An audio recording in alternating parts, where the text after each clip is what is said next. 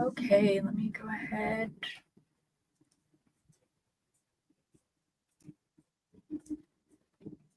And make sure all the Facebooks are working.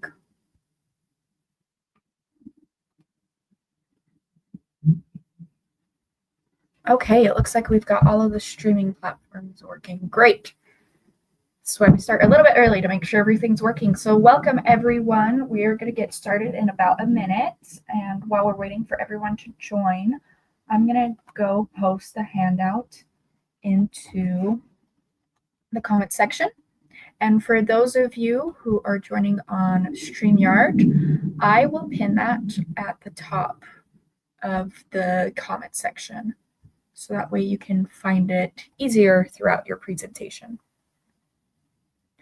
So thank you everyone for joining us. We're going to get started shortly.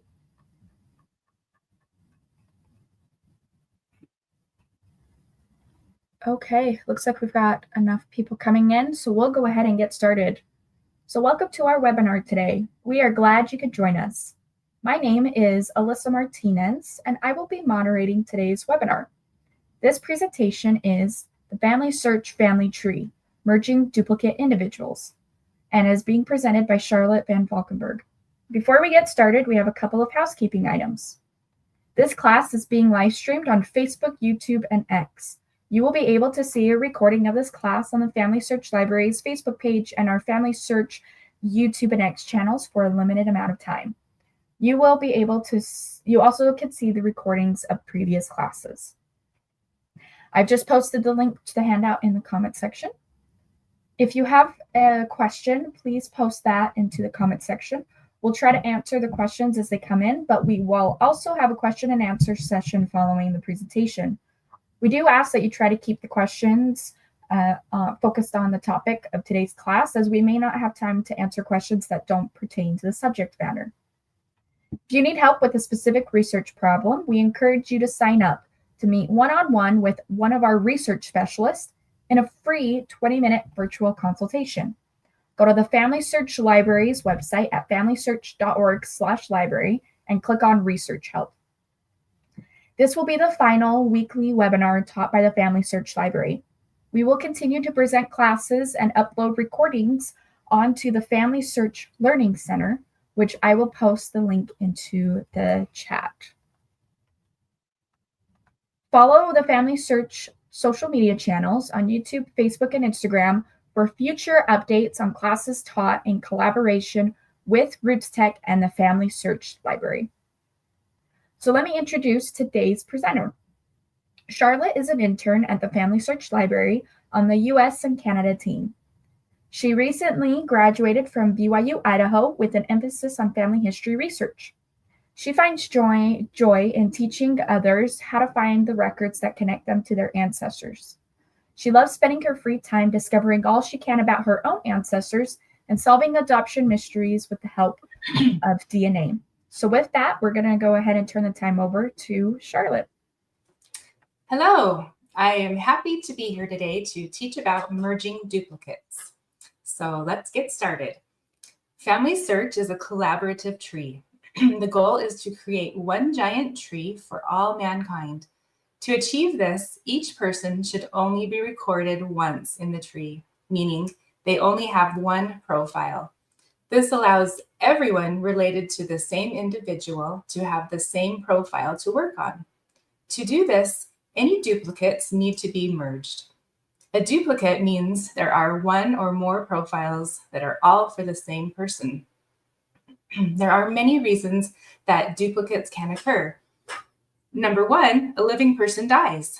Each living person can have multiple profiles for them that cannot be merged because of privacy until they pass away. For example, my grandfather died in 2019. Many of his children and grandchildren had a separate living profile for him. After his passing, each then changed him from living to deceased. Each deceased profile, which was now public, had to be merged so each of us could have the same singular profile to work on. If his profiles were never merged, then we might be missing out on essential sources and memories of his life added by others.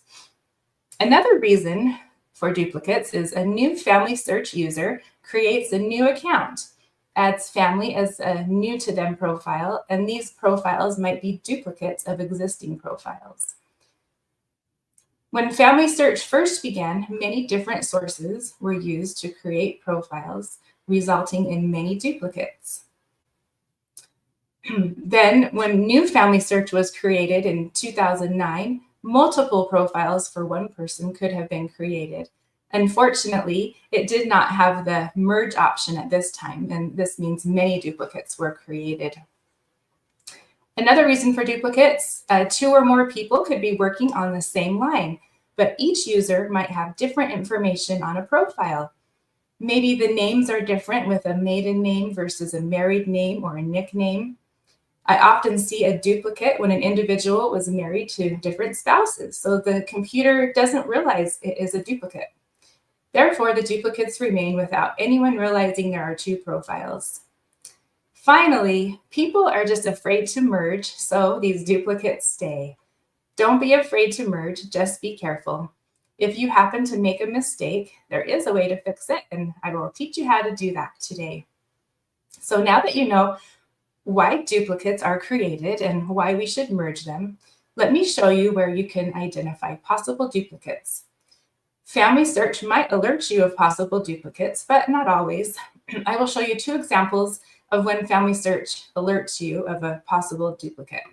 So we'll go ahead and go to our FamilySearch tree, and I will go to the person page for Ivy Lavilla Ward. We'll click over here on her person page. And as you look over here on the right-hand side of Ivy's page, it shows 2 possible duplicates. There's a notification that has a red exclamation mark and the words possible duplicate. As you scroll down her person page on the right-hand side, there's a toolbox. And in the toolbox, there's also a notification that says possible duplicates and 2. When I click on this possible duplicate link, it will bring up all of the research helps for Ivy Ward, and these possible duplicates are right here, and an option to review the merge. I will go back to the page we were just on, and I will click on the possible duplicates from the research help box, and we will compare from there. Let me just tell you a few key things to note. It can be intimidating to merge. You don't want to feel like you made an irreversible error. You don't want to accidentally delete a person. But good news, any merge that you make can be undone. Even though you can undo any merges, you still want to be careful. It can be difficult to know if the 2 profiles are for the same person, or if there happen to be 2 people with very similar names, ages, and residence. Here are some things to know about merging to help you. Individuals can be merged up to 250 times. Don't assume that the duplicates that FamilySearch finds are the real duplicates. The computer does its best to find likely duplicates, but it is not always correct. You need to always do your research before you merge. You need to compare dates, places, relationships especially. You need to view and analyze the sources to prove each fact and relationship. You need to ask, could there be 2 people with the same name in the same community who were the same age? There are some records that might help you to do this research. Census records will identify families with same surnames that are living in the community. Vital records, you can find birth, marriage, and death to see if there are 2 people or 1. Land records, especially for males, so that you can see where they lived and own land. Probate records will often list the names of all the children, spouses, even grandchildren. This will help identify differences between families. Newspapers could help. An example would be obituaries that often list relationships. And I won't go into detail how to use these sources and to research to prove or disprove duplicates, but there are many resources on FamilySearch in the Learning Center to teach you how to do this. Also, ask for a second opinion. Having someone else look at the documents can be very helpful. And once again, don't be afraid to merge, but Also, don't be careless. It can be undone, but it's best if you don't have to. So we will start with a very simple merge, and note that I am using a beta version of FamilySearch so that I can merge and unmerge without changing my family tree. So you are guided through 3 steps. So first I will click on this first possible duplicate right here, and it gives me the option to review the merge or mark it not a match, and we will go ahead and click on review the merge. And it brings up this page, and there are 3 steps for merging. Step 1 asks, are these people a possible match? And as you look over to the right, you have 3 options. There's back, not a match, and yes, continue. And if you are sure they are the same person, then you can select continue to merge them. If you are sure that they are different people, you can mark them as not a match. And remember, when you mark the record as not a match, others do not see the possible duplicate hint in the future. If you are unsure, then just do not merge them and you can select back, and the duplicate will be available for other users to see and review. Remember, it's okay to leave it and let someone else review it. Okay, as we look down this page for step 1, it shows merge warnings here. And it says that the surviving person has been merged several times before. These merge warnings might show up if you're trying to merge a living person with a deceased person. If you're trying to merge a male and a female, it will not let you. And then in this case, if a person has been merged a lot, you can still merge them. You will just be informed that you should use extra caution when merging. This profile has been merged and unmerged many times to prepare for this presentation. So as we scroll down further, we see 2 columns. The left side is the possible duplicate, and if you continue to the end of the merge, this profile will be deleted. The right side is the person you started from. If you continue, this person page will survive. And the individual's profile that you would like to save could be in either column. Typically, whichever profile has more information, you will want to have on the surviving person side.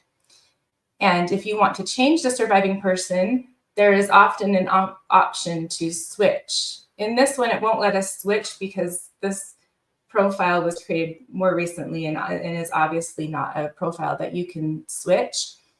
But in this case, this one on the right has much more surviving information and was created a lot longer ago. And so it's the one that I want to have in the right to save. Okay, so we're still on step 1, and the next thing that you need to do is compare the information to see if the 2 profiles could be for the same person. And you start with the name. And as we compare this one, there's just a little spelling difference in her middle name with an A versus an O. And I know that this one is the incorrect one, but there's enough information here, even within the name, and the birth is 1902 and the death is 1997, which matches with this. And then you also can pay attention to when this profile was added. This one was added in 2025. This one was added in 2012, which makes you realize that this is the one that is more accurate, likely. So you then want to review each fact and source. And sometimes the information, as you scroll down here, these are all the facts and sources attached to their profile. And sometimes the information doesn't line up horizontally. So you want to make sure that you are looking at the same information. But here we have vitals and birth, which matches. We have death information, which the death date is the 19th of October, 1997, and that matches. And the place also matches. On this profile on the left, there is no additional other information, except for there is spouse information, which also matches. And if you'll notice, the profile number right here matches the person profile ID number with this one. And so it's the same person. And then there is an additional spouse on this one that looks like a possible duplicate that will have to be taken care of with the same name and no other additional information. And then as we scroll down, we can see that the parents match and the siblings also match with what is on here. You can also look at the sources. There are no sources attached on this one, but there are many sources attached on this one. And it's really good to click on the little down arrow right there, and you can see a link to the source and when it was added and who added it. And so you can review sources that way by clicking on those links as you need to. So as we keep scrolling down all the way to the very end, and we've reviewed and we know that these people are a match, then we will go ahead and click Yes, Continue. And this brings us to step 2. Select the information that you want to save.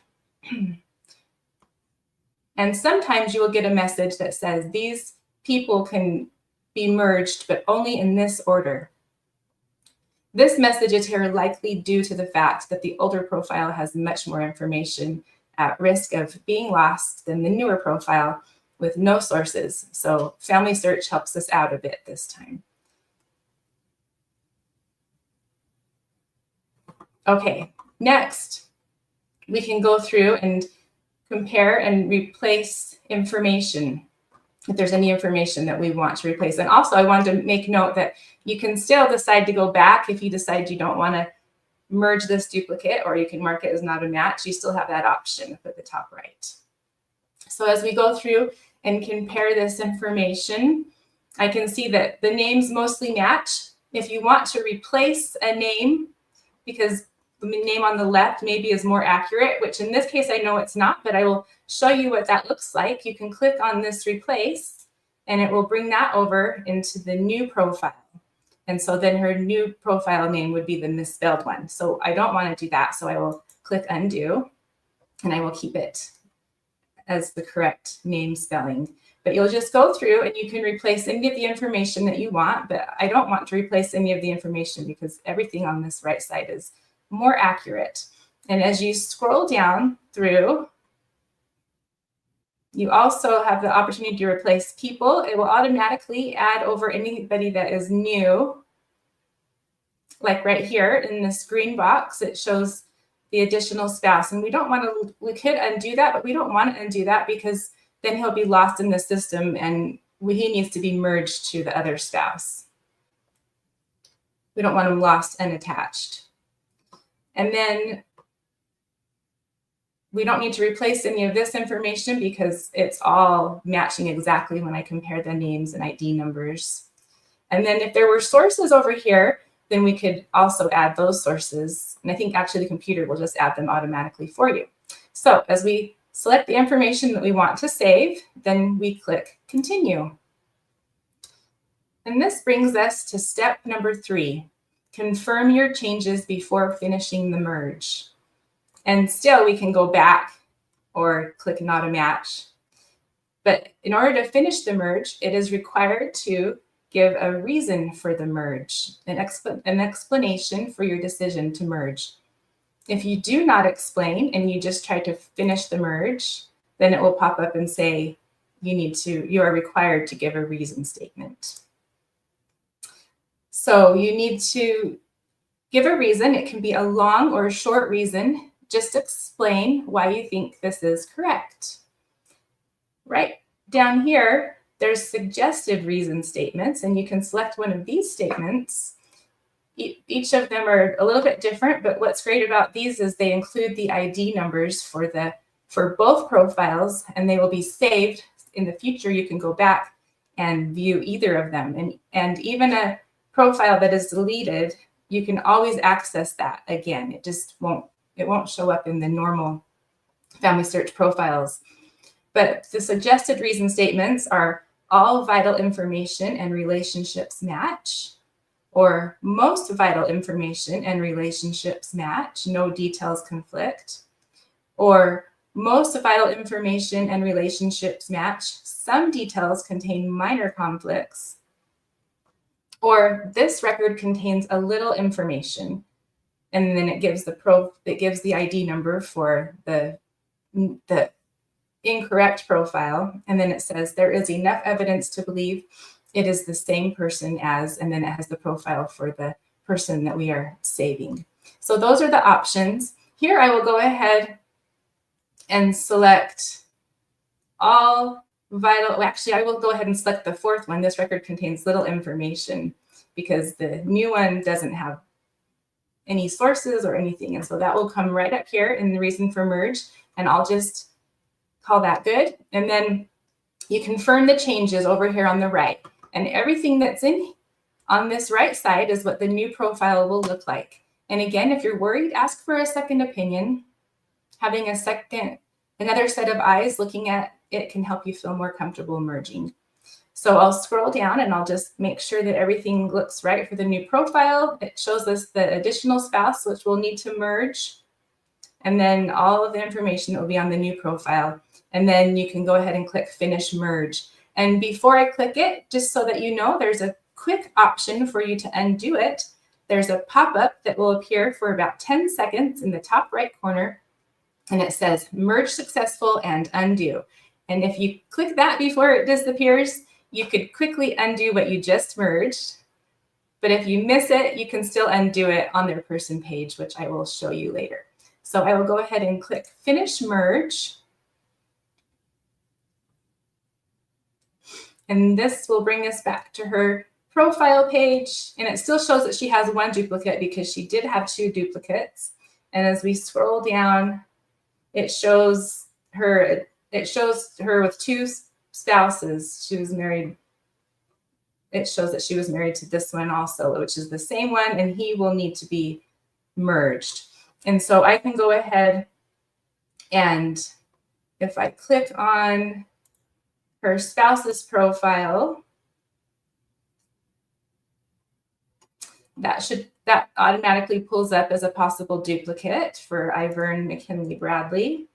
And I can review that merge real quick. And I'll show you this one just really quick because I know that they are duplicates. And again, we have all the steps to go through and we want to compare.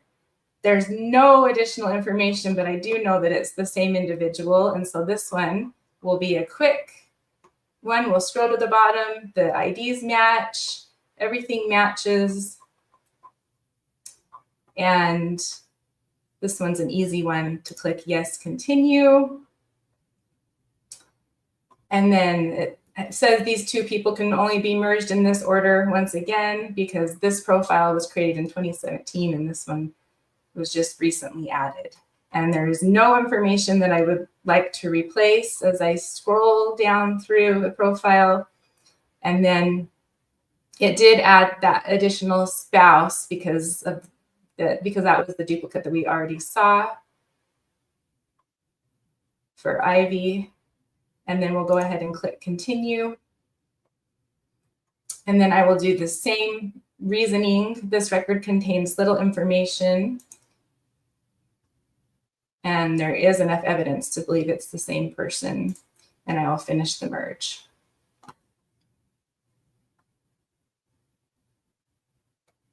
Okay, and now it pulls up some additional duplicates that I'll have to go through later and fix those. And so sometimes it starts a chain reaction a little bit, but I'm not gonna do that today, but I'm actually gonna show you a little more of a difficult merge because that one was pretty simple merge.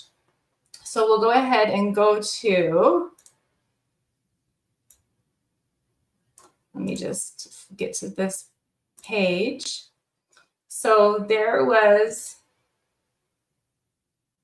a merge that required a lot of research to be sure that I was confident enough to merge these two individuals.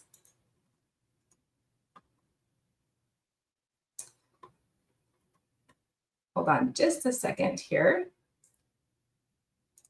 Oh, I actually want to go to the father. Okay, so the family of Charles Monroe McIntosh, he had two daughters listed as I scroll down here, Beatrice C. McIntosh and Cora B. McIntosh. And They were both born about the same year, 1903, but with several records for both listing them as born within a year of that. I didn't have exact birth dates for both when I started. And I thought they could possibly be twins because they are listed with different profiles and they were each married to different spouses. And so I decided to research them in all the records I could find to see if they were twins or duplicates, but their similar names with the initials just made me wonder about these two. And after extensive research, finding them in census records, marriage records, divorce records, newspaper records, I'm pretty confident that these two are the same individuals. And one woman was using different names throughout her life. And a couple of clues that were very helpful were several school census records beginning in 1909 through, I think, 1912, naming the children of the family, including so the other siblings. And Beatrice was also listed with a 17th of August, 1903 birth date, but Cora was never listed. And then I also found a newspaper article about the death of Beatrice Cora Laughlin due to an automobile accident. And so this helped to confirm that Beatrice Cora McIntosh did go by Cora B with the B for Beatrice and Beatrice C with the C for Cora. And so I will go ahead and merge these two individuals. And FamilySearch does not recognize these two as matches, likely due to the differences in the names and the spouses that they have. So I will need to merge by ID. And so as we compare these two, I need to go ahead and get the ID number, and I will just click on the ID for Beatrice C, and I will copy it. If I just left click on it with my mouse, that copies it. And then I scroll up, I scroll over to Tools, and I click on Merge by ID. And then I can right click and paste that ID number. Or you can just make note of the ID number and type it in if you aren't quite sure how to copy and paste with your mouse. So I'll click Continue. And it'll bring up both of these. And if you'll notice, this time it will let you switch the surviving person. And so if I would prefer to have one surviving and not the other one, I might look and see who has the most information. They both have a lot of information. Maybe Cora B has more sources attached. And she was also, her profile was created in 2012. So I'll keep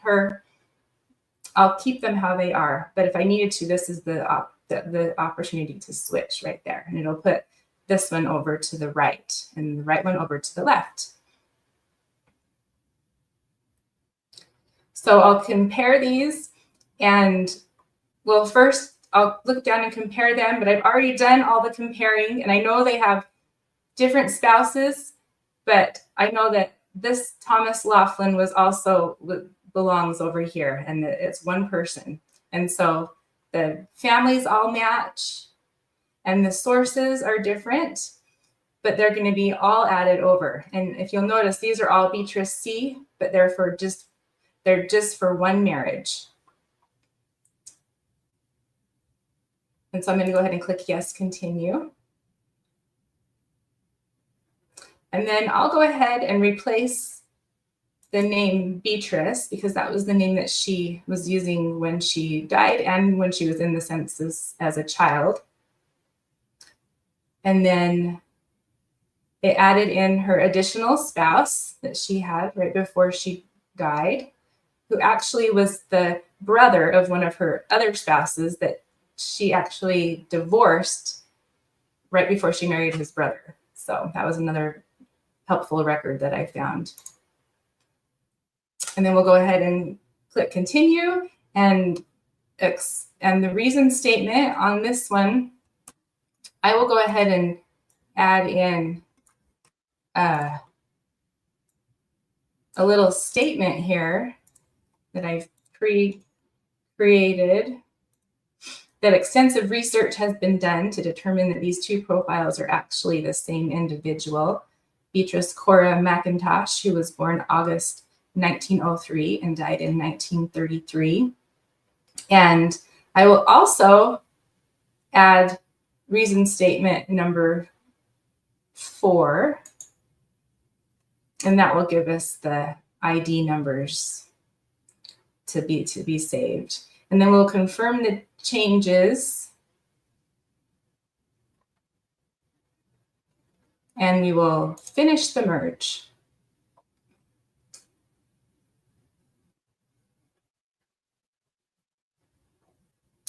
And now I have Cora B. McIntosh, and I will eventually go in and fix her birth name to be the correct birth name. But we have her here with all of her spouses and all of the sources. And so that's how we do that merge. Okay. Let me go on to unmerging. So what if you discovered that you made an error and you want to bring the person back? Well, you can do that. So I'm going to go to an individual that I know is a definite merge that was incorrect.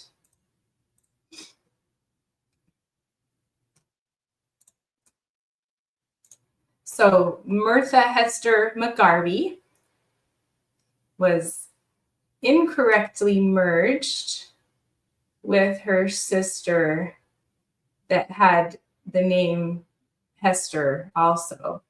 And it was a definite merge that was not correct. And so in order to go to find out how to undo a merge, you go over here on the right-hand side of their profile page, and where it says latest changes, you can see all the list of changes, and you can see that there was a merge completed just recently.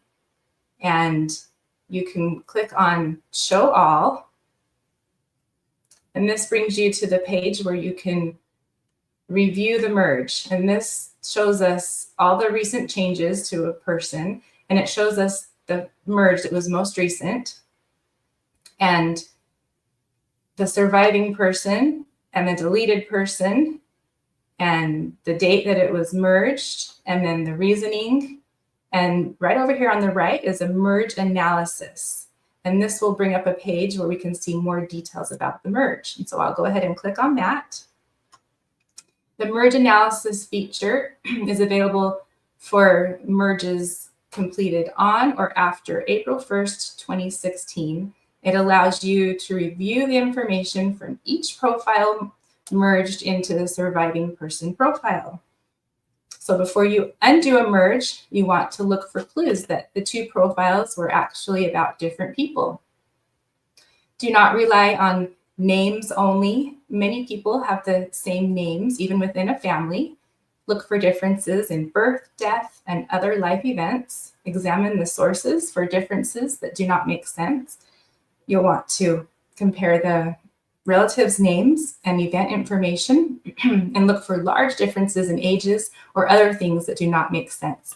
In this case, these two profiles do not make sense. Their birth dates are different. Their death dates are different places. Burials are different. They have the same parents, but one of them died when she was 10 years old and was not married, and the other one was married and had many children. And so the only thing that was the same was their parents, siblings, and their middle names, and maybe birthplaces. So as we compare, this is the deleted person before the merge. This is the surviving person before the merge, and then this is the surviving person after, and it just included all the information that was from both. So we definitely want to undo the merge.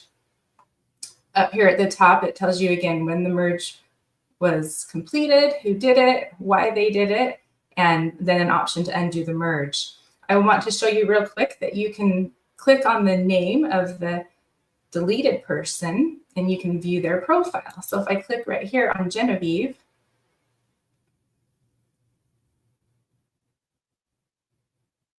it pulls up her deleted person profile. And so this shows information that was there before the merge occurred, and merge details, and you can restore the person from here.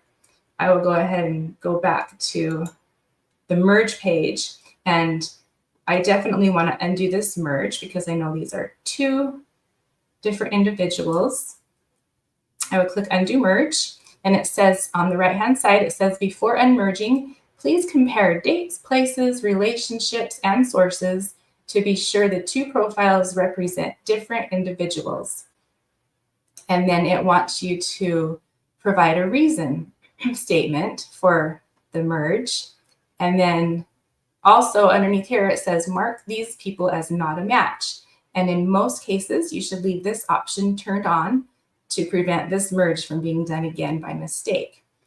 If you are unsure about unmerging, but you think that you need to unmerge them, and you still want the system to recognize it as a possible duplicate for others, then you'll want to unselect the box.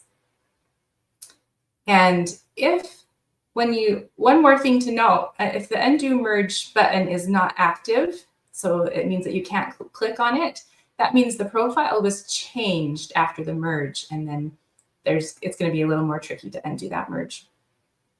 So I will go ahead and type in a reason that this merge is incorrect, and I will just say these are two completely different individuals. And then I will click at the bottom, submit. And then it tells me that this change was an unmerge. And if I go back to up here on the top left, if I go back to Martha Hester McGarvey, when we scroll down, we can see that her sister, Genevieve Hester, is back on the tree, and she has her own profile page. And so they're not merged anymore. So it's pretty simple to go in and fix a merge. So that is the end of my presentation on merging duplicates today.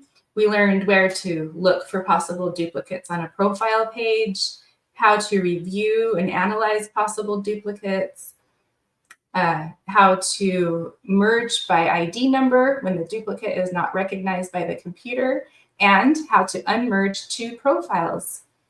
I hope you were able to learn something and that you now have more confidence to tackle those duplicates in your own family tree. If you want to learn more about merges or you need additional help, there's a little question mark right up here at the top right of your FamilySearch. And you can click on that.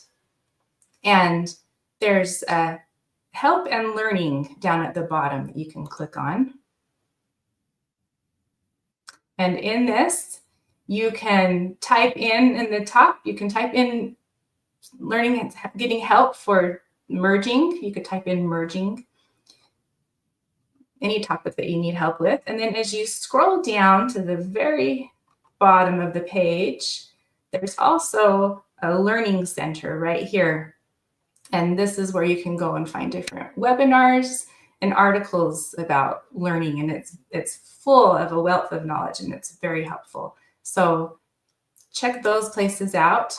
There's also one more thing that you could use. When you click on the question mark, there's a community. And the community, when you click on that, that has many different groups that you can join. You can type in merge, or I saw a merge analysis view group that you could join. You can click on groups and join a group, and there's discussions and lots of different information in the community for help with different topics that you need. So thank you for joining me, and we have some time for questions, and I will turn it over to Alyssa. Perfect. Thank you so much, Charlotte. That was a wonderful presentation, and I loved how You explained how to merge, that people shouldn't be too worried about merging, even though it feels scary, but also put in that caution. Be cautious as you do it, but don't be afraid to do it since everything can be undone. So thank you so much, Charlotte. So we have time to answer questions that you have on merging duplicates. So I'm going to give everyone some time to type up their questions. But before we get to it, just a few things we want to mention. This is the final weekly webinar taught by the FamilySearch Library. We will continue to present classes and upload recordings onto the FamilySearch Learning Center, which Charlotte just showed you, but I'll also post the link of that into the chat. And then please follow the FamilySearch and Roots Tech social media channels on YouTube, Facebook, and Instagram for future updates on classes that we'll teach in collaboration with Roots Tech and the FamilySearch Library. And then finally, we would love to get your feedback for this presentation. So if you would like, please fill out the survey. I will post into the comment section as well.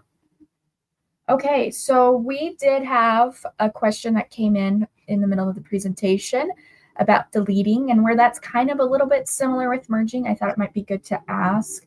There was someone on Facebook that mentioned that they have found that sometimes you can't delete a profile, and they wanted to know why they couldn't delete. And so do you know why, Charlotte? Do you want to kind of explain that? Or if you need me to, I can. I think I might need your help with that one. Okay. So if someone has already contributed to a profile, then the deleting feature goes away.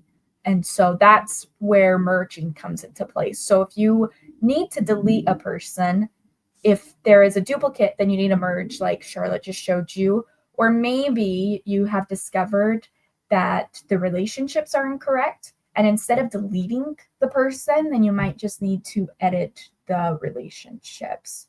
And so I posted an article of how you do that, but I also can put an article about how you can edit the relationships as well in a class that we've taught a couple months ago. So I'll go and find that, but I can post that too.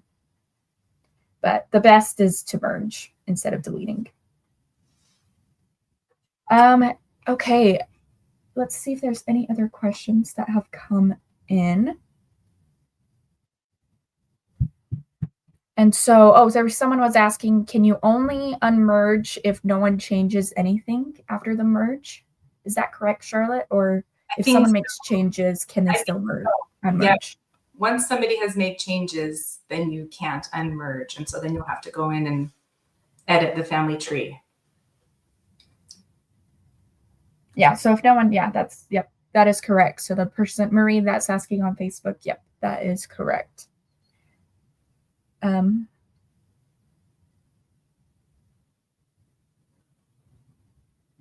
Let's see if we've got any other questions. We did have someone on Facebook mention how she's noticed that sometimes the first and middle names get swapped in records or names are reused, so she could see how easily it is to get confused and merge. And so just like Charlotte said, make sure you do your research before you merge, because we want to make sure that we're not missing anyone in the family. We want to make sure we include everyone.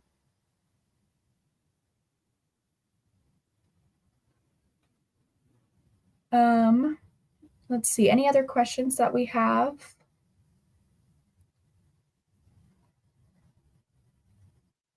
And I'm also trying to find, there is the class.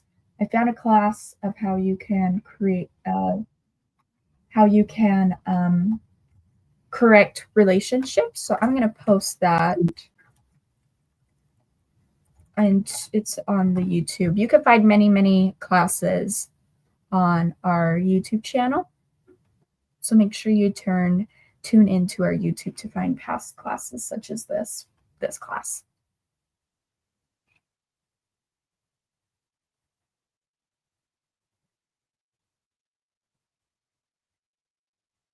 Okay, any other questions on duplicates? While we're waiting for more questions, I'm going to go ahead and post the link to our online consultations. So if you have any questions, Or if you, like Charlotte said, it's nice to get second opinions. If you need a second opinion, go ahead and check out our online consultations.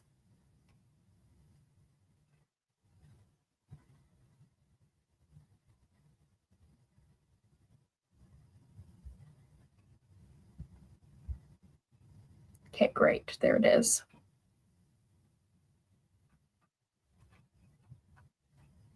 Okay, any other questions that we have on merging? If not, we'll just end a couple of minutes early. But if you decide that you have a question, sign up for one of those free online consultations, and we would love to help you with that. And also check out the handout too. The handout it also explains it. And I can post that again for those who are who missed that at the beginning. I can post that handout again. And like Charlotte said, in the Help and Learning, there's a lot of places that you can go find blogs, posts or articles or videos to help also show you how to do this as well. Okay, I'm not seeing any more coming in. So I think with that, we'll go ahead and end just a little bit early.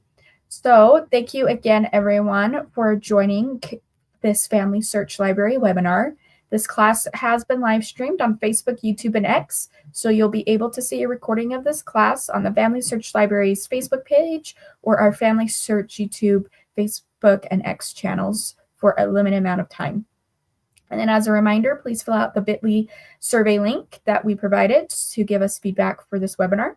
So thank you so much for tuning into our weekly webinars for the past 5 years. Stay tuned for future classes on the Learning Center and on our social media channels in association with Roots Tech. We hope you have a wonderful day and happy researching.